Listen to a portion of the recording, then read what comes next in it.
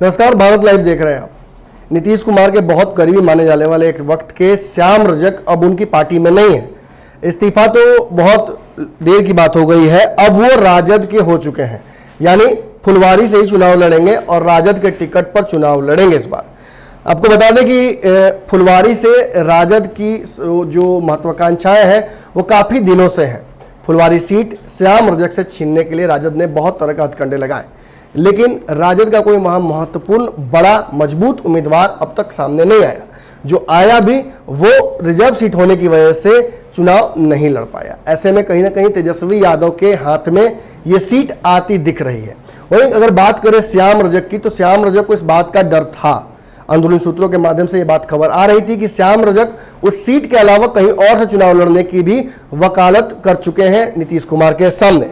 लेकिन ऐसी परिस्थितियों में भी नीतीश कुमार ने उनकी बात नहीं मानी। ये सीट वहीं से लड़ना उनको तय कर दिया गया और बाद में कहीं ना कहीं हमने आपको समझाया था कि जितने भी बिहार सरकार के कैबिनेट मंत्री हैं, इन सभी के ऊपर नीतीश कुमार ने अपना एक एक बैताल यानी एक ब्यूरोक्रेट बिठा रखा है।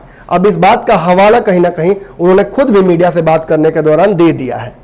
श्याम रजक ने जो बातें मीडिया में कहीं अलग अलग चैनलों पर हमने लगभग सारी बातों को सुना है, उसमें उन्होंने 4-5 मुद्दे जो मुख्य उठाए हैं उनको सिलसिलेवार तरीके से आपको बता देता हूं और उसके बाद मैं बताता हूं कि श्याम रजक ने आखिर नीतीश कुमार को एक बड़ी चेतावनी क्या दे दी है। श्याम रजक ने बात करते हुए कई निजी चैनलों से अलग अलग बातें रखी, जहां एक तरफ उन्होंने कहा कि जदयू अपने संविधान को ही भूल गई है, तो हमें याद आता है जब प्रशांत किशोर ने सेम आरोप लगाया था नीतीश कुमार के ऊपर कि अपने संविधान में जो सेकुलर शब्द कई बार लिखा गया है उसको भी भूल जाते हैं नीतीश कुमार। यानी नीतीश कुमार पर एक मौका परस्ती की, अपनी विचारधारा से घसक जाने की, ये आरोप आज कोई नया नहीं है। 2015 से पहले भी लगा था और 2017 के बाद भी लगता रहा है। नीतीश कुमार पर इन आरोपों का कोई असर भी खास पड़ता नहीं है।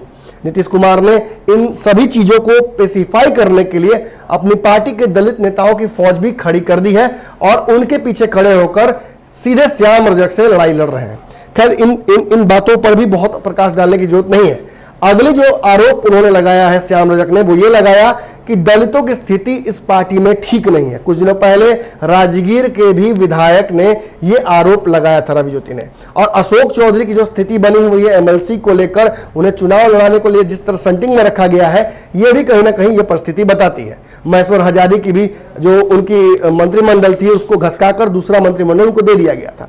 यानी कहीं ना कहीं जो दलित विधायक है, दलित नेता है नीतीश कुमार के आसपास के, उनकी बेचैनी बढ़ गई है। हमने आपको बताया था कि मांझी की एंट्री भी इसके लेकर बहुत बड़ी एक कहीं ना कहीं सकते कारक है, जिसके चलते अलग हो रहे हैं पार्टी के अन्य विधायक या अन्य नेता, जिन्हें लगता है कि अब दलित चेहरा मांझी के तौर पर नीतीश के पास एक बड़ा हो जाएगा। इसके अलावा कई अन्य आरोप भी लगाए हैं श्याम रजक ने, जैसा कि भाजपा के साथ जाते ही उनकी विचारधारा भी बदल गई और कहीं ना कहीं दलितों के प्रति जो एक संभावना की बात थी, जिस तरह से नीतीश कुमार ने अपने संविधान में जदयू के भी लिखा है बहुत सारी चीजें जिसमें दलितों के सम्मान के लिए, उनके हक के लिए बहुत सारी बातें लिखी गई हैं, उससे भी कहीं ना कहीं डिरेल हो गए नीतीश कुमार। इसके अलावा एक और आरोप लगाया गया कि जब प्रमोशन में आरक्षण को लेकर आवाज उठाई गई श्याम रजक के द्वारा, तो इसमें भी नीतीश कुमार ने बहुत हद तक इंटरेस्ट भी नहीं दिखाया और साथ में नहीं दिया। हालांकि इसमें नीतीश की पार्टी के अन्य पार्टी के नेता भी पहुंचे थे और खबर तो ये थी कि राजद के नेता ही नहीं आए थे, लेकिन फिर भी श्याम रजक अब राजद के साथ चले गए हैं। 2009 से पहले श्याम रजक राजद के साथ ही थे। लालू यादव के सबसे करीबी लोगों में से श्याम रजक का नाम आता था। 2009 के बाद परिस्थितियां बदली और वो नीतीश के हो गए, लेकिन नीतीश कुमार के वो तब होते थे जब लालू से नीतीश कुमार की नजदीकियां नहीं होती थी। और ये पहली एक परिस्थिति है जिसमें स्वयं आपको बता दें 2015 की परिस्थितियों को अगर याद करेंगे तो आपको याद होगा कि श्याम रजक की टिकट काटने तक की बात आ गई थी, क्योंकि लालू प्रसाद यादव को श्याम रजक नहीं पसंद थे। लेकिन आज श्याम रजक तेजस्वी यादव को मुख्यमंत्री बनाने को लेकर भी बहुत संकल्पित है और उन्होंने बात कह दी है कि दलितों की मांग है कि इस बार एक युवा चेहरा चुनाव लड़े। उन्होंने एक ऐसा समय को भी याद कराया जब कांग्रेस के राजीव गांधी को युवा होने के चलते पार्टी के कई नेताओं के प्रति यह भावना थी कि कहीं ऐसा ना हो कि उनको एक्सेप्ट न करे पार्टी के कांग्रेस के दिग्गज नेता, लेकिन उनकी एक्सेप्टेबिलिटी हो गई थी।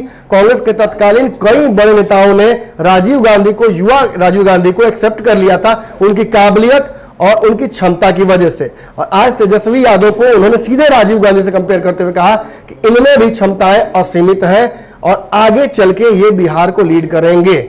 लेकिन बड़ी बात कहीं ना कहीं ये है कि जिस नीतीश कुमार से उनका प्रेम बहुत ज्यादा था एक समय में, उस नीतीश कुमार को उन्होंने जाते जाते एक चेतावनी दे दी है। चेतावनी के भरे लहजे में उन्होंने कहा है कि आपकी पार्टी के यानी जदयू के 90% नेता ऐसे हैं, विधायक ऐसे हैं जो बिल्कुल खफा है आपसे। क्यों? क्योंकि आप विचारधाराएं बदल देते हैं, आप लोगों को साइडलाइन कर देते हैं और अगर आवश्यकता आपकी खत्म हो जाए किसी से तो उस व्यक्ति से आप बात तक नहीं करते हैं। बताया जा रहा है कि श्याम रजक काफी दिनों से नाराज थे।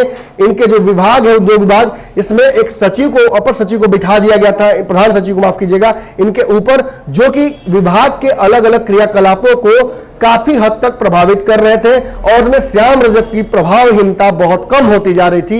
इससे वो नाराज थे और 3 दिनों से वो अपने विभाग को देख भी नहीं रहे थे। हालांकि श्याम रजक ने अपने विभाग में बहुत अच्छा काम किया है। उन्होंने अलग अलग कई स्कीम्स को सामने किया है और खादी विभाग को खास तौर पे एक नया जान दिया है। लेकिन अब इस विभाग से उनकी कोई महत्वाकांक्षाएं नहीं रही। उन्होंने पार्टी के हटाए जाने, कल ही वशिष्ठ नारायण ने एक रिपोर्ट सामने लाया और रिपोर्ट में उन्होंने कह दिया कि इन्हें पार्टी से निकाला जा रहा है और इसके चलते उनकी विधायकी बच गई। लेकिन आज श्याम रजक ने विधायकी बचने के बावजूद अपने विधायकी से इस्तीफा दे दिया और राजद को ज्वाइन कर लिया और जाते जाते नीतीश कुमार को यह चेतावनी दी है कि आपकी पार्टी में एक बड़ी टूट होने वाली है बहुत जल्दी। कई बड़े नेता आपको छोड़कर जाएंगे। अब आप कहीं ना कहीं यहाँ ये सोचना शुरू कर देंगे कि ये कौन से नेता है जिनके बारे में इशारा करके श्याम रजक गए हैं। आपको बता दें कि श्याम रजक का प्रभाव पार्टी के दलित नेताओं में काफी हद तक था। बहुत जल्दी हम संपर्क करने जा रहे हैं इस पार्टी के कई दलित नेताओं से। हो सकता है मैं लाइव में भी उन्हें जोड़कर आपसे बात कराऊं और प्रयास करते हैं जानने का कि आखिर ये कौन से नेता हैं। हमारे पास एक सूची है, मैं बता दूं आपको कि मेरे पास एक सूची है जिसमें कई संभावित नेता हैं जो नीतीश कुमार का साथ छोड़कर राजद या अन्य पार्टियों में जा सकते हैं। लेकिन मैं पहले कंफर्म कर लेता हूं कि आखिर ये नेता कौन से हैं, उसके बाद आपके समक्ष में दूसरे वीडियो में ये सारी बातें लाकर रखूंगा। धन्यवाद। बढ़ाएं अपना कदम सक्सेस की ओर शिखर करियर इंस्टीट्यूट के साथ। शिखर करियर इंस्टीट्यूट पूर्वी भारत में एकमात्र कोचिंग संस्थान जो एक्सक्लूसिवली है मेडिकल एंट्रेंस एग्जाम के लिए।